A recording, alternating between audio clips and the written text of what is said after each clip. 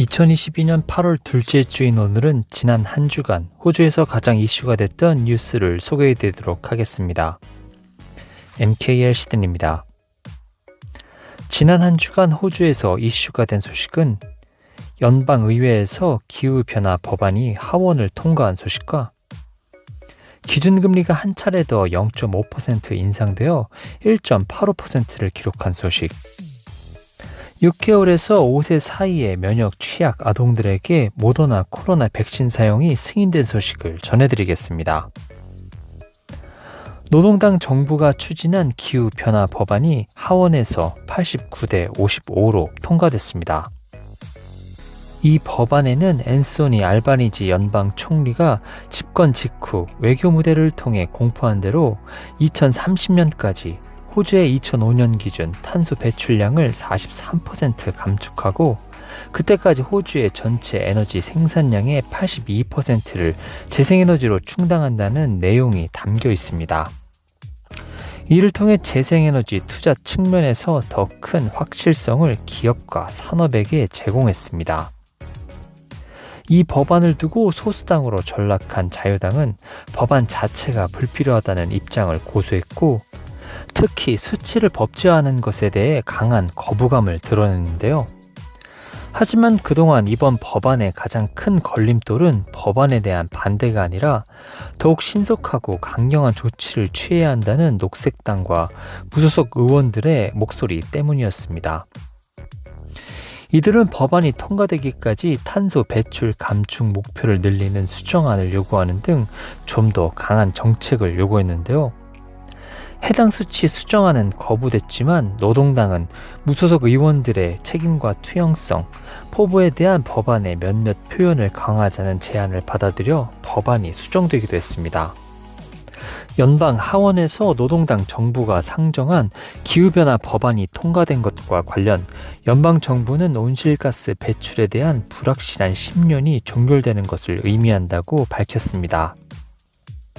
반면 이번 법안에 반대 당론을 내세운 자유당 연립은 호주의 가스 산업의 장래마저 불투명해졌다고 우려했는데요.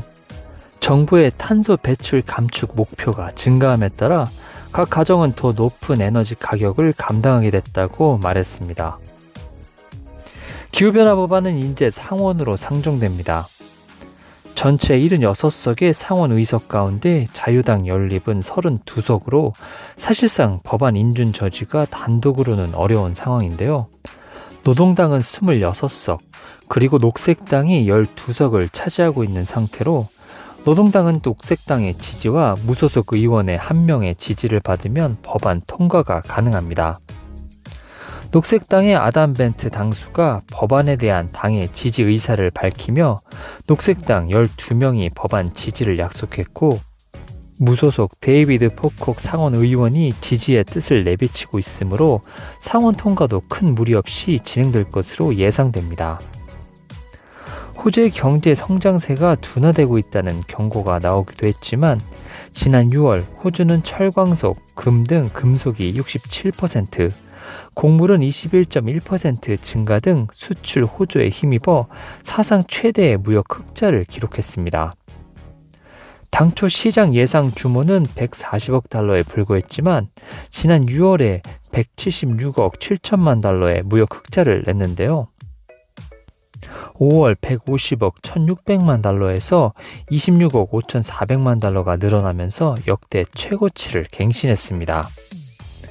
최대 무역국인 중국의 규제와 압박이 여전하지만 호주가 6월에 사상 최대 무역 흑자를 기록하면서 경제계에 매우 반가운 소식이 되고 있습니다. 수입액은 지난해 같은 달에 비해 0.7% 증가한 438억 5,700만 달러로 집계가 됐는데요. 특히 해외여행의 지출이 5월 16억 달러에서 6월 들어 4억 달러 늘어난 20억 달러로 집계돼 눈길을 끌었습니다.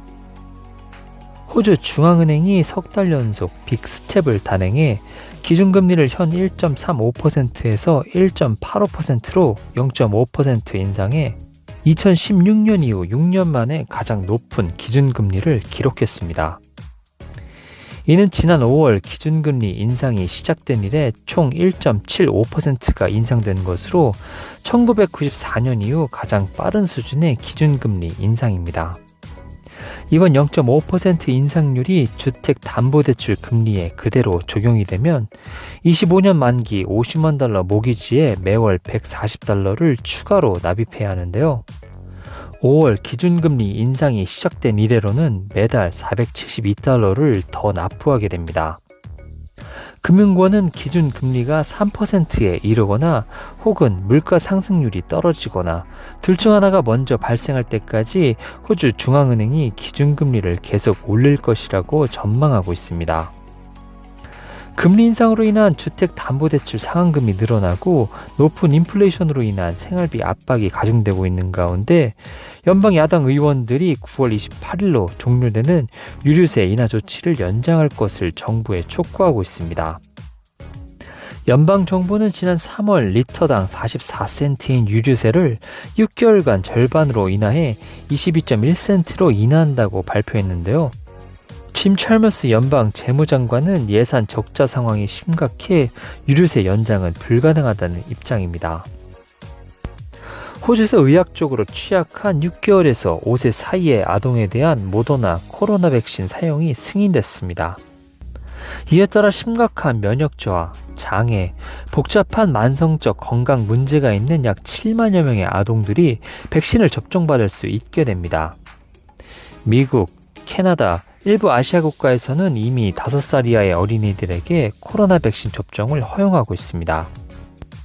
해당 조치와 관련해 마크 버틀러 보건장관은 호주 면역기술자문위원회 ATAGI가 현재로서는 의학적으로 취약하지 않은 해당 연령대 아동에게는 코로나 백신 접종을 권장하지 않는데 이는 이들 아동들이 코로나로 인해 심각한 증상을 보일 가능성이 매우 낮기 때문이라고 설명했습니다.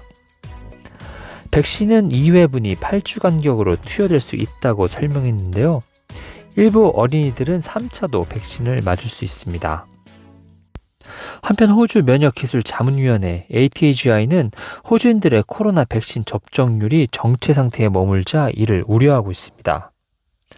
3차 접종 대상자의 71.4%만이 접종을 맞은 상태로 파악이 됐는데요.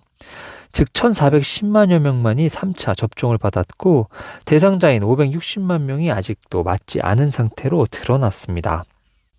지역별로는 퀸즐랜드주가 64.5%로 가장 낮은 3차 접종률을 기록했고 ACT는 79.9%로 최고치를 기록했습니다. 오늘은 연방의회에서 기후변화 법안이 하원을 통과한 소식과 기준금리가 한 차례 더 0.5% 인상되어 1.85%를 기록한 소식, 6개월에서 5세 사이의 면역 취약 아동들에게 모더나 코로나 백신 사용을 승인한 소식을 전해드렸습니다. 이번 주 주간 뉴스는 여기까지고 다음 주에 다시 찾아뵙겠습니다.